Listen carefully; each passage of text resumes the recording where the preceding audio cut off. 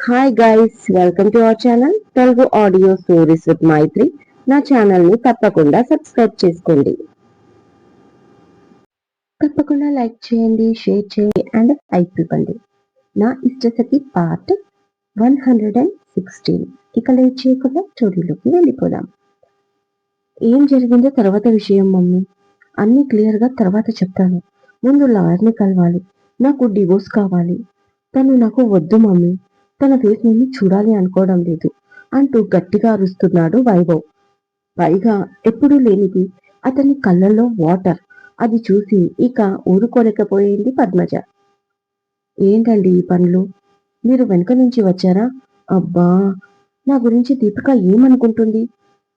మీకు అస్సలు అదుపు లేకుండా పోతుంది అంటుంది ఈషిక.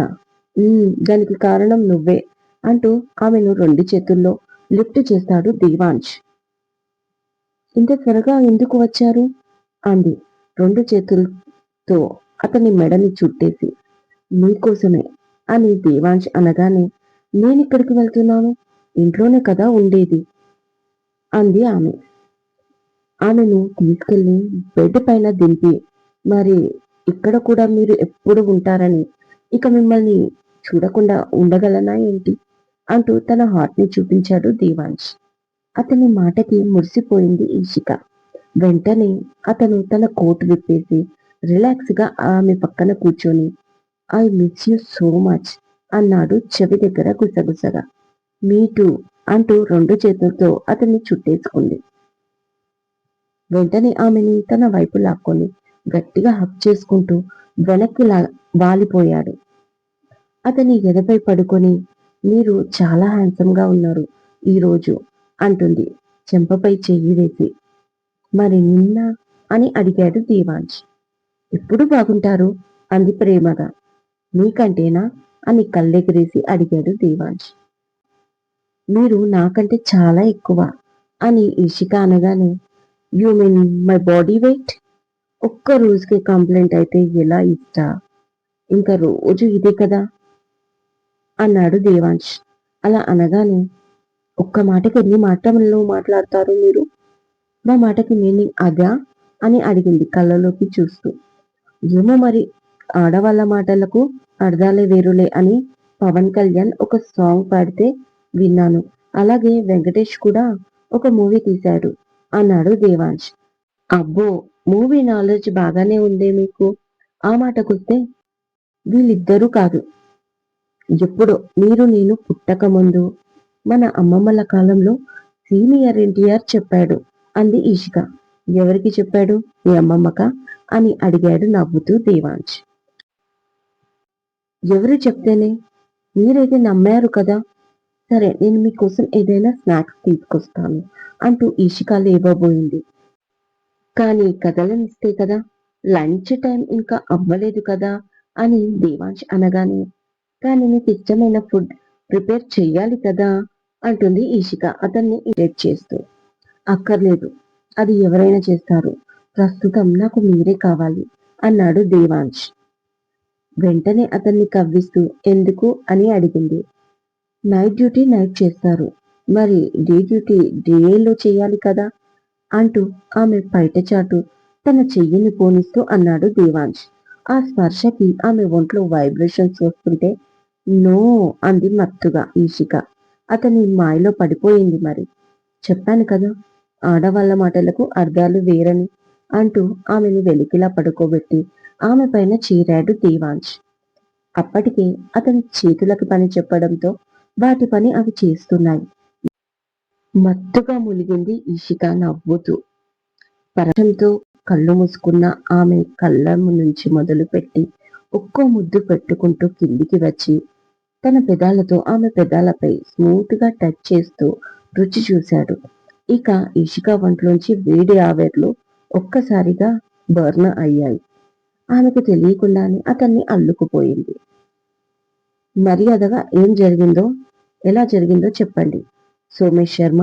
మీ నోటి నుంచి నిజాలు బయటికి వచ్చాయి, అయినా మీరు దాచాలని చూస్తున్నారు అని ఆఫీసర్ అనగానే, చెప్తాను కానీ ఏదో ఫ్రస్ట్రేషన్ లో నోటి నుంచి వచ్చింది వాగేశాను, అంతే తప్ప నాకు ఈ కేసుకి సంబంధం లేదు అని పాత పాటే పాడుతున్నాడు సోమేష్. మీకు సంబంధం లేదు. ఓకే మరి. మీకు సులేమాన్ బాయ్కి ఏంటి సంబంధం? సుపారీ ఏంటి? ఎవరి గురించి ఇచ్చారు? అంటే అంతకు ముందు నుంచే మీకు పరిచయం ఉందని ఇక్కడ క్లియర్ అవుతుంది. అండ్ ఎందుకు అతను మిమ్మల్ని బెదిరిస్తున్నాడు? మొత్తం క్లియర్ గా చెప్పండి అన్నాడు ఆ ఆఫీసర్. అయ్యో సార్, చెప్తున్నాను కదా, సులేమాన్ పవర్ నాకు ఫోన్ చేసి బెదిరిస్తున్నాడు. తన మేనల్లుడి గురించి అంతే అనగానే, అబ్బచ్చా నిజమా? మరి ఇన్ని రోజులుగా ఇంట్రాగేషన్ జరుగుతుంటే ఈ విషయం మాకెందుకు చెప్పలేదు అని మరొక ఆఫీసర్ అడగానే నెక్స్ట్ ఏం చెప్పాలో సోమేష్ కి అర్థం కాలేదు. సైలెంట్ గా ఉండిపోయాడు. అతను అలా ఉండేసరికి, సో క్లియరే కదా, నువ్వు ఏదో దాస్తున్నావు, మర్యాదగా ఉన్నది ఉన్నట్లు జరిగింది జరిగినట్లు మాకు చెప్తే బాగుంటుంది. లేకపోతే మా ట్రీట్మెంట్ ఏంటో మీకు తెలుసు. అయినా కూడా ఏదో బిజినెస్ మ్యాన్వి అని కూడా నీకు మర్యాద ఇస్తున్నాం. అది ఉంచుకోవాలి అనుకుంటే అసలు నిజమేంటో చెప్పు అని ఆ ఆఫీసర్ అనగానే, చెప్తున్నాను కదా సార్, మళ్ళీ సులేమాన్ బాయ్ నన్ను బెదిరిస్తున్నాడు అని మీకు చెప్తే దాని గురించి ఎంక్వైరీ పేరుతో మళ్ళీ మళ్ళీ ఇంట్రాగేషన్ చేస్తారు. ఆల్రెడీ డైలీ 4 టైమ్స్ పిలుస్తున్నారు. గంటలు గంటలు అడిగిన ప్రశ్నలే అడిగి విసిగిస్తున్నారు. మళ్ళీ ఈ మాటకి మరో 4 గంటలు. అందుకే చెప్పలేదు అని సోమేష్ అనగానే, పర్లేదు బాగానే కవర్ చేస్తున్నాడు. మన మాట వినేలా లేడు. కాబట్టి నువ్వు డీజీపీకి ఫోన్ చేసి అతను మాట్లాడిన మాటలన్నీ లైవ్ లో రికార్డ్ అయ్యాయి కదా, ఆ రికార్డింగ్ కూడా సెండ్ చేయి. నెక్స్ట్ ఏ స్టెప్ తీసుకోవాలో కమిషనర్ గారితో మాట్లాడి మనకు చెప్తాడు అని ఒక ఆఫీసర్ మరొక ఆఫీసర్ కి చెప్తుంటే, ఎందుకు సార్ నా ప్రాణాలు తీస్తున్నారు? నాకు ఆ బాడీకి ఎలాంటి సంబంధం లేదు.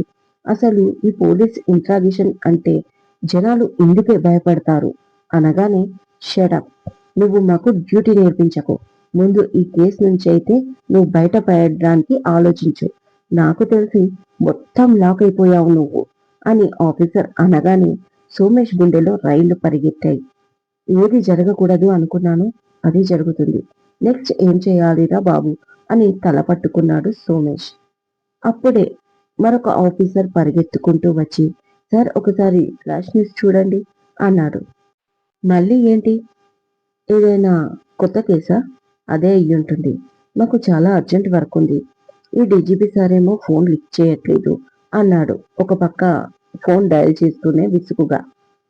ఆ వచ్చినతను, సార్ ఈ కేసుకి సంబంధించిన న్యూస్ టీవీలో వస్తుంది అని చెప్పగానే వెంటనే వాళ్ళకి అందుబాటులో ఉన్న టీవీని ఆన్ చేశారు. న్యూస్ ఛానల్ పెట్టగానే అక్కడ ఫ్లాష్ న్యూస్ చూశారు. అంతే, వాళ్ళ మైండ్ బ్లాక్ అయిపోయింది. మరీ ముఖ్యంగా సోమేష్కి.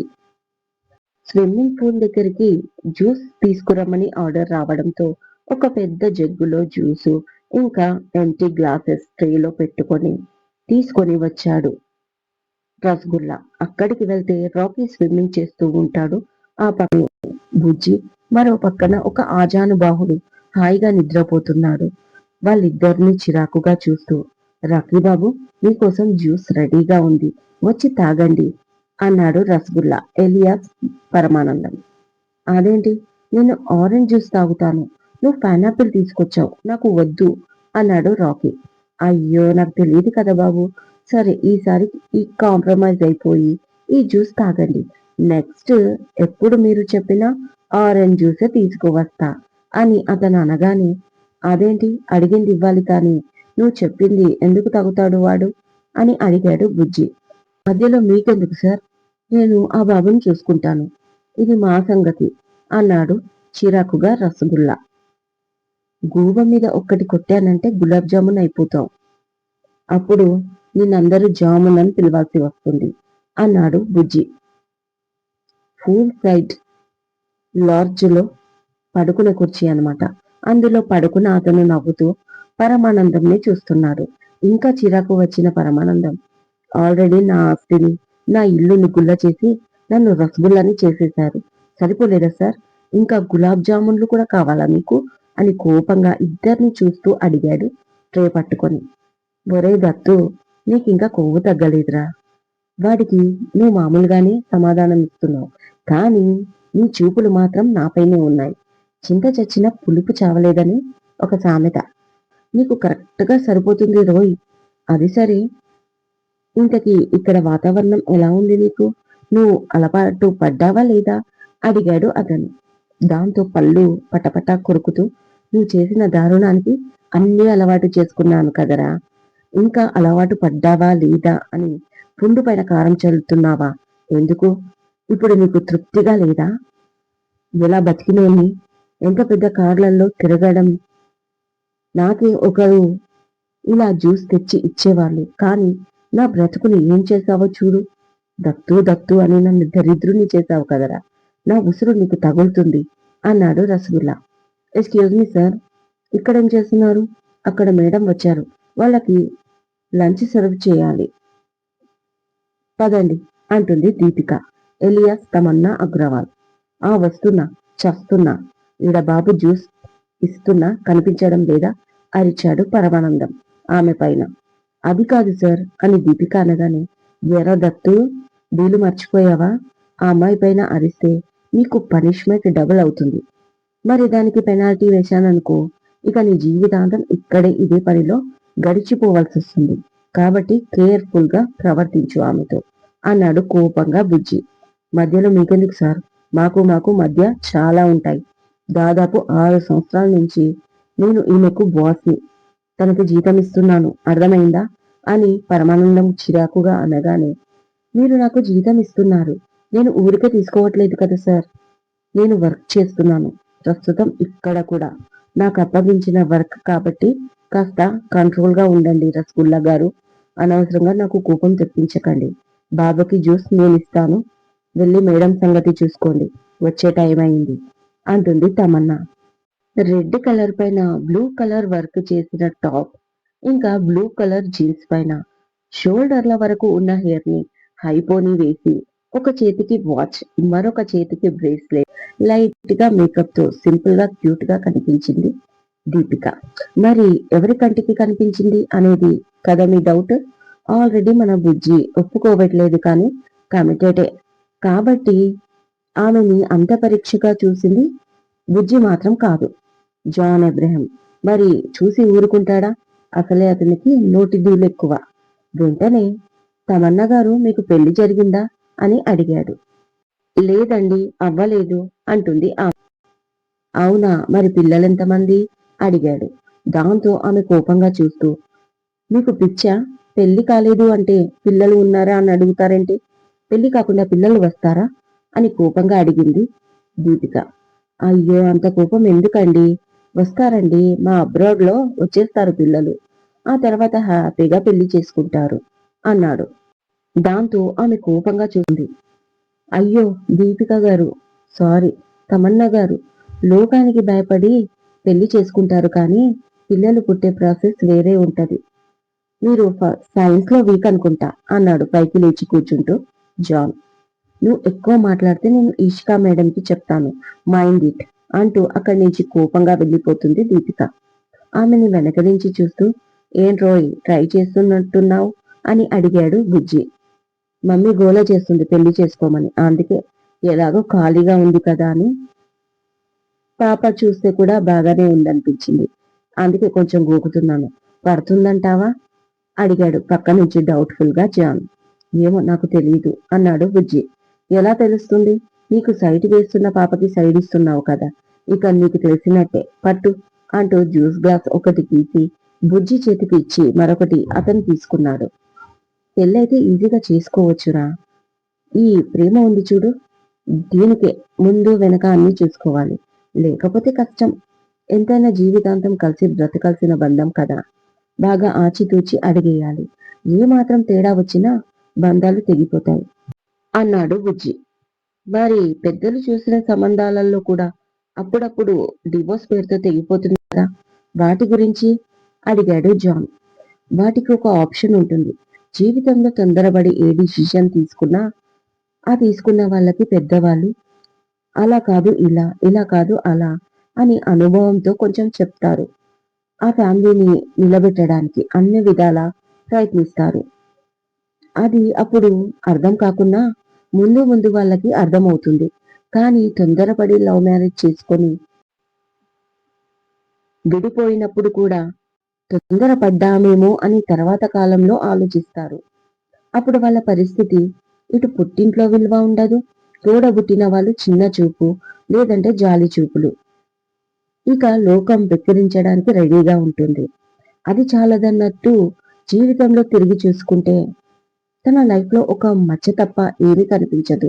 అందుకే లవ్ మ్యారేజ్ అన్నప్పుడు చాలా జాగ్రత్తగా, చాలా ఓపికగా, వీలైతే ఆ రిలేషన్ కి చాలా టైం ఇచ్చి ఒక మెచ్యూరిటీ వచ్చాక అప్పుడు కూడా కలిసి బ్రతుకుతాం. ఇక మేమిద్దరం దేనికైనా కాంప్రమైజ్ కాగలం అన్న నమ్మకం ఇద్దరికి ఉంటేనే అప్పుడు ధైర్యం చేసి ముందడుగు వెయ్యాలి. లేకపోతే కాస్త కష్టంగానే ఉంటుంది కానీ ఫ్యూచర్ లో బాగుండాలి అనుకుంటే ఇప్పుడు ఇది ఒక మెమరీ లాగా తీసుకొని వదిలేసుకోవాలి అన్నాడు బుజ్జి.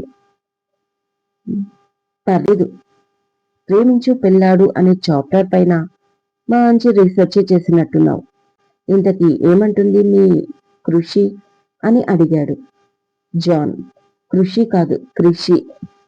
తన ప్రేమను నాకు తెలపడానికి ప్లస్ నాకు ధైర్యం ఇవ్వడానికి ఎన్నో కబుర్లు చెప్తుంది. అవన్నీ వింటూ కూర్చుంటే నాకు రోజు సరిపోదు. బట్ మైండ్ ని డైవర్ట్ చేసుకుంటున్నాను అన్నాడు బుజ్జి. అదంతా కాదు భయ్యా, నీకు తను ఇష్టమా కాదా అది అడుగుతున్నాను. నువ్వేమో చాగంటి గారి లాగా ప్రేమ గురించి ప్రవచనాలు చెప్తున్నావు. స్ట్రేట్ గా అడుగుతాను, చెప్పు, నీకు కరిష్మా అంటే ఇష్టమా లేదా అని అడిగాడు జాన్. దానికి బుజ్జి, చెప్పాను కదా తెలీదు, కానీ ఒకటి మాత్రం నిజం చెప్తున్నాను, తను జీవితాంతం హ్యాపీగా ఉండాలి. ఒకవేళ తన హ్యాపీనెస్ కోసం అంటూ 2 సెకండ్లు ఆగి, జస్ట్ నీతోనే చెప్తున్నాను, నువ్వు మాత్రం ఎవరికీ చెప్పకు అని బుజ్జి అనగానే, చెప్పురా బాబు, దానికోసమే వెయిటింగ్.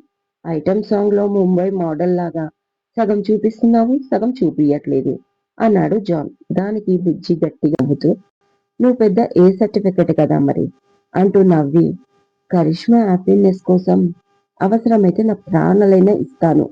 అలా అనిపిస్తుంది ఒక్కోసారి. బట్ నేను తనని ప్రేమించడం లేదు, ఇది మాత్రం క్లియర్ అంటూ ఉండగా బుజ్జి ఫోన్ కి ఒక నోటిఫికేషన్ వస్తుంది. అది చూసి అన్నయ్య మెసేజ్ చేశాడు, నేను వెళ్తున్నా ఆఫీస్ కి, సాయంత్రం కలుస్తా నిన్ను అంటూ బుజ్జి పైకి లేచి వెళ్ళిపోయాడు. వెనక నుంచి అతన్ని చూస్తున్న జాన్, నేను కూడా మీ అన్నయ్యకే మెసేజ్ సెండ్ చేస్తున్నా, అది కూడా నీ గురించే అంటూ అప్పటి వరకు వాళ్ళిద్దరూ మాట్లాడుకున్న మాటల ఆడియో రికార్డింగ్ ని దేవాంశికి సెండ్ చేశాడు జాన్. ఇదండి ఇవాళటి ఎపిసోడ్. ఇవాళ చిన్నగా ఉందని నా పైన కంప్లైంట్ చేయకండి ప్లీజ్. మీకోసం చిన్నగా ఉన్నా పర్లేదని ఇస్తున్నాను. మళ్ళీ మీరు మెసేజ్ చేస్తారు కదా నాకు. ఇవాళ రాయడం కుదరలేదు, బట్ రేపటి నుంచి ఎప్పటిలాగానే 20 పైన ఇస్తాను. ఈ ఒక్క రోజుకి అడ్జస్ట్ అయిపోండి. నచ్చితే లైక్ చేయండి, షేర్ చేయండి, హైప్ ఇవ్వండి, సబ్స్క్రైబ్ చేసుకోండి నా ఛానల్ని. మరొక మంచి ఎపిసోడ్తో మీ ముందు ఉంటాను. మీ మైత్రి.